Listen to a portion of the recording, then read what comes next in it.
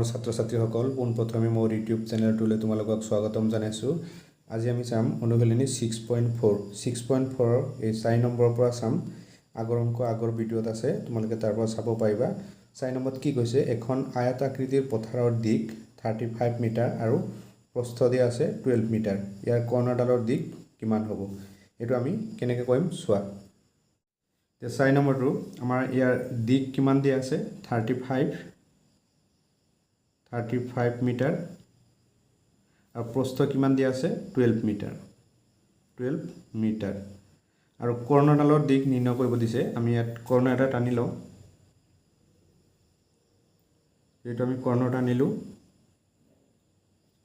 আমাৰ কি কৈছে, এই কৰ্ণডাল নিৰ্ণয় কৰিব দিছে। আমি যদি ইয়াৰ মান a বুলি ধৰি লওঁ, এইটো a, এইটো b আৰু এইটো কি হ'ব c। তাৰমানে আমাৰ a ৰ মান দিয়া আছে, a 35 দিয়া আছে আৰু a b ৰ মান দিয়া আছে।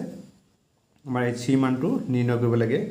এইটো কি হৈ গ'ল, এটা সমকোণী ত্ৰিভুজ। যিহেতু এইটো কোণৰ মান কিমান হৈ গ'ল 90 ডিগ্ৰী। ত্ৰিভুজৰ এটা কোণৰ মান যদি 90 ডিগ্ৰী হয়, এইটো কি হ'ব আমাৰ সমকোণী ত্ৰিভুজ। আৰু আয়তৰ প্ৰত্যেকটো কোণৰ মান কিমান হয় আমাৰ 90 ডিগ্ৰী। এতিয়া এইটো সমকোণী ত্ৰিভুজ হৈ গ'ল। এতিয়া আমি যদি ইয়াৰ কৰ্ণ নিৰ্ণয় কৰোঁ, এতিয়া আমাৰ হ'ল পাইথাগোৰীয় সূত্ৰ প্ৰয়োগ কৰি আমাৰ ইয়াৰ এই কৰ্ণডালৰ দিক নিৰ্ণয় কৰিব লাগিব। পাইথাগোৰীয় সূত্ৰ আছিলে যে এই বাহু দুটাৰ বৰ্গৰ সমষ্টি যদি কৰ্ণৰ বৰ্গৰ সমষ্টিৰ সমান হয়, তেতিয়া সেইটো কি হ'ব পাইথাগোৰীয় ত্ৰিতয় বুলি আছিল আমাৰ আগত। তো পাইথাগোৰীয় ফৰ্মুলাটো কি আছিল যে এই বাহু দুডালৰ বৰ্গৰ সমষ্টি এই কৰ্ণডালৰ বৰ্গৰ সমষ্টিৰ সমান। তাৰমানে এইটো আমি এই বাহুটো কি আছে a প্লাছ এইটো বাহু কি আছে b ইকুৱেলছ টু কিমান আছে, এই কৰ্ণডাল কিমান আছে c।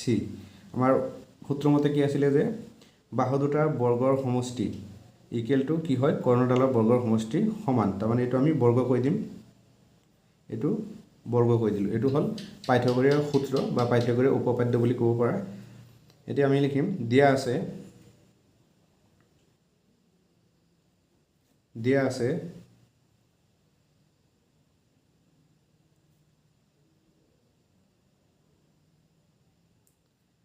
আছে আমাৰ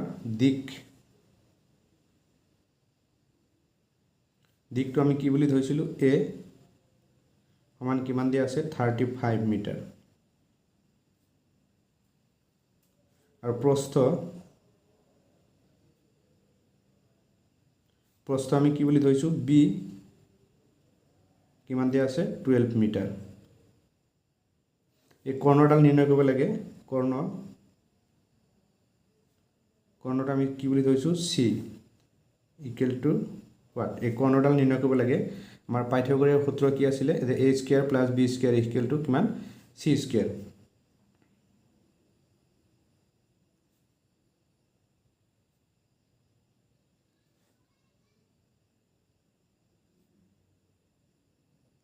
পাইথাগোৰীয় সূত্ৰ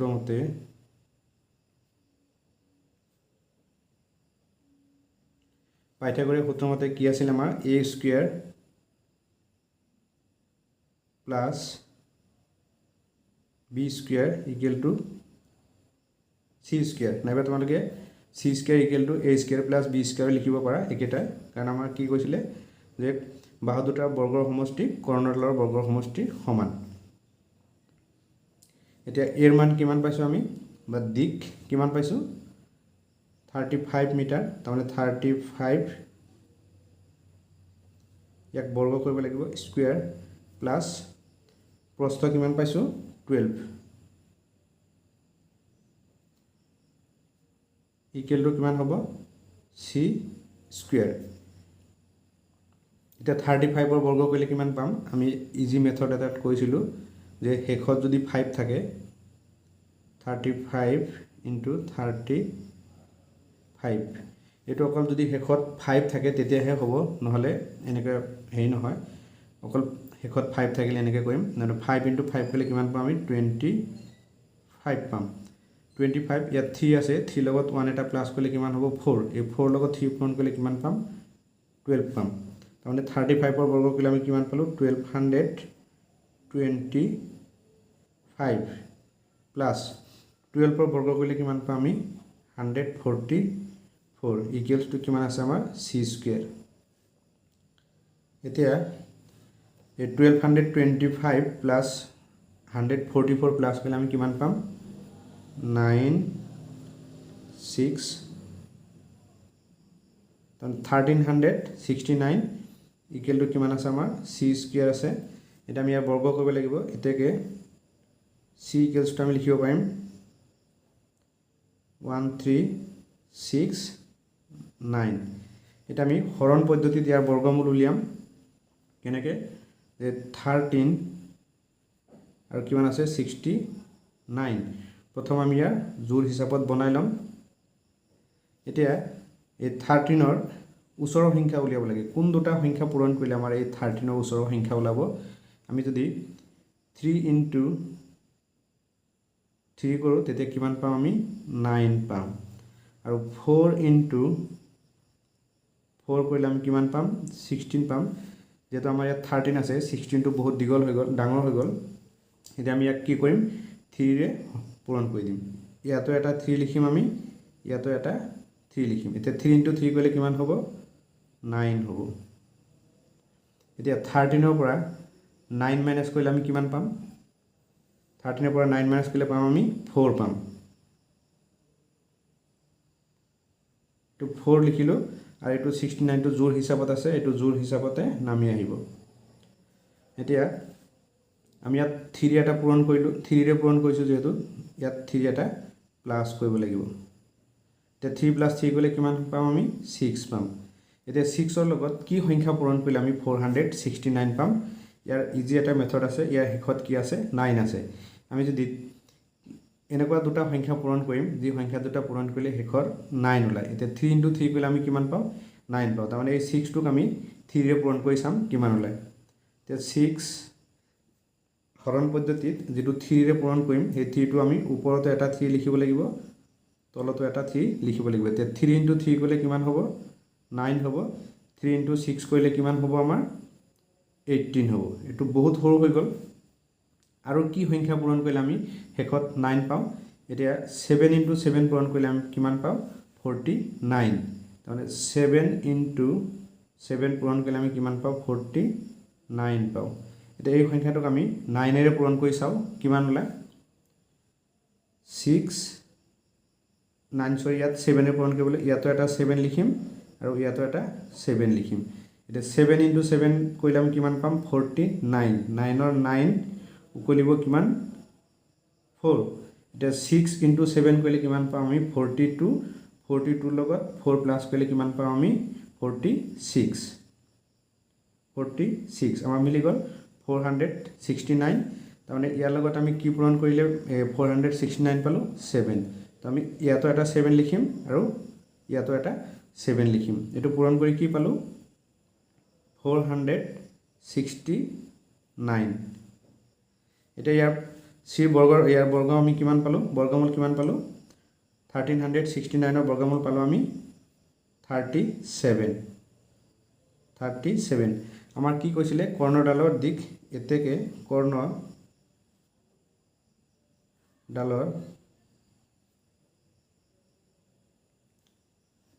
কৰ্ণডাল মানে কি কৈছিলে আমাৰ কৰ্ণডাল কিমান হ'ব এটা কৰ্ণডালৰ দিগৰ কথা কৈছিলে যেহেতু কৰ্ণডালৰ দিক কিমান পালো আমি 37 মিটাৰ এই হৰণ পদ্ধতিত এই 6.4 ৰ এই 2 নম্বৰ 3 নম্বৰ অংকবোৰ এই হৰণ পদ্ধতিত এনেকৈ কৈ থোৱা আছে তোমালোকে তাৰ পৰা চাব পাৰিবা এটো আছিল আমাৰ 4 নম্বৰৰ এনসাৰ এতিয়া আমি 5 নম্বৰটো চাও 5 নম্বৰটো কি কৈছে এখন বিদ্যালয়ত 1089 জন ছাত্ৰ ছাত্ৰী আছে বিদ্যালয়খনত কিমান ছাত্ৰ ছাত্ৰী আছে 1089 বিদ্যালয়ৰ বাৰ্ষিক খেল ধেমালিৰ প্ৰথম দিনা পতাকা উত্তোলনৰ সময়ত তেওঁলোকৰ এনেকৈ থিয় হ'বলৈ কোৱা হ'ল যে শাৰীৰ সংখ্যা যিমান হয় শাৰীত থকা ছাত্ৰ ছাত্ৰীৰ সংখ্যাও একে হয় তাৰমানে অৰ্থাৎ শাৰী আৰু স্তম্ভৰ সংখ্যা সমান এই ছাত্ৰ ছাত্ৰীবিলাকৰে কিমানটা শাৰী পোৱা যাব হেতু আমাৰ নিৰ্ণয় কৰিব লাগে তাৰমানে ইয়াত কি কৈছে যে ছাত্ৰ ছাত্ৰীৰ সংখ্যা সমান বুলি কৈছে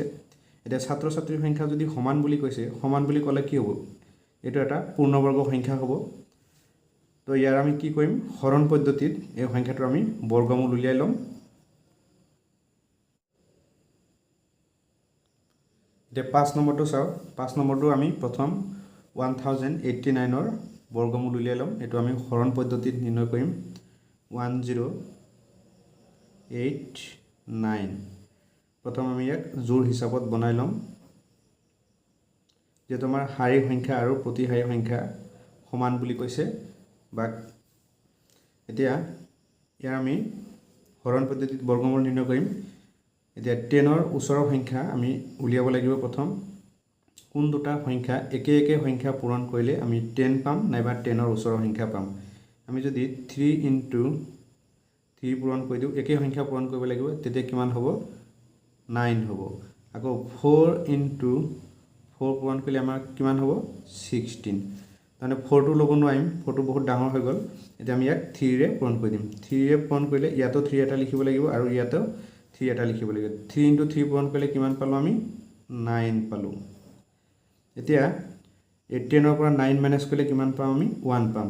এই 89টো জোৰ হিচাপত আছে, এই এনে হৰণৰ নিচিনা এটা সংখ্যা নামি নাহে। এতিয়া এইটো জোৰ হিচাপতে নামি আহিব। 89টো আমাৰ তলত নামি আহিলে। ইয়াত যেহেতু আমি 3ৰে পূৰণ কৰিছোঁ, 3 এটা প্লাছ কৰিব লাগিব। যে 3 এটা প্লাছ কৰিলে আমি কিমান পালোঁ? 3 + 3 কৰিলে পালোঁ 6। এতিয়া এই 6ৰ লগত কি সংখ্যা পূৰণ কৰিলে আমি 189 পাম? এতিয়া ইয়াৰ শেষত কি আছে? 9 আছে। তাৰমানে আমি কোন দুটা সংখ্যা পূৰণ কৰিলে শেষত 9 ওলায়? 3 × 3 কৰিলে আমি 9 পাওঁ। তাৰমানে এই 6টোক আমি 9ৰে পূৰণ কৰি চাওঁ। এই পূৰণটো এনেকুৱা কৰে, 6ক আমি 3ৰে পূৰণ কৰিম। এই ওপৰতো এটা 3 লিখিব লাগিব, তলতো এটা 3 লিখিব লাগিব। এতিয়া 3 × 3 কৰিলে কিমান পাম? আমি 9 পাম। 3 × 6 কৰিলে কিমান পাম? আমি 18। তাৰমানে 6ক 3ৰে পূৰণ কৰি আমি কিমান পালোঁ? 189। তাৰমানে আমি ইয়াতো এটা 3 লিখিব লাগিব আৰু ইয়াতো এটা 3 লিখিব লাগিব। 3 পূৰণ কৰি আমি কিমান পালোঁ? 189 পালোঁ। এতেকে আমি লিখিম 1089ৰ বৰ্গমূল আমি কিমান পালোঁ? 33। 33 পালোঁ। আমাৰ যিহেতু ছাত্ৰ ছাত্ৰীবিলাকৰ মানে কেইটা শাৰী হ'ব সেইটো নিৰ্ণয় কৰিব দিছিলে, আমি কিমান পালোঁ? 33। তো হৰণ আমি বৰ্গমূল কৰি যিমান বৰ্গমূল পালোঁ, মানে শাৰীৰ সংখ্যা বা প্ৰতিশাৰীৰ সংখ্যা যেনেকৈ ওলাব দিয়ে আমাৰ সেইটো এইটোৱে লিখিব লাগিব। এতিয়া লিখিম আমি এতেকে ছাত্ৰ ছাত্ৰী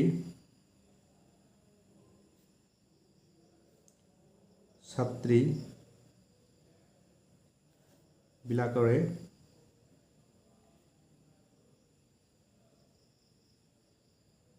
বিলাকৰে 33টা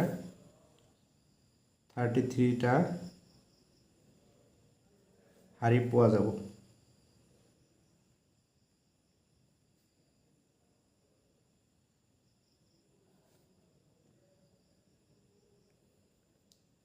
শাৰী পোৱা যাব। যিসকলে এই শাৰী আৰু প্ৰতিশাৰী সংখ্যা ভালদৰে বুজি পোৱা নাই, তোমালোকে অনুশীলনী এই 6.3ত এনেকুৱা শাৰী আৰু প্ৰতিশাৰীৰ সংখ্যা কেনেকৈ নিৰ্ণয় কৰিব লাগে তাত অংক দিয়া আছে, তোমালোকে তাৰ পৰা চাব পাৰিবা। আৰু এইটো অংকত যদি কোনোবাই বুজি পোৱাত প্ৰব্লেম পোৱা মোক কমেণ্ট বক্সত জনাই দিব পাৰিবা, তেতিয়া মই চাই দিব পাৰিম।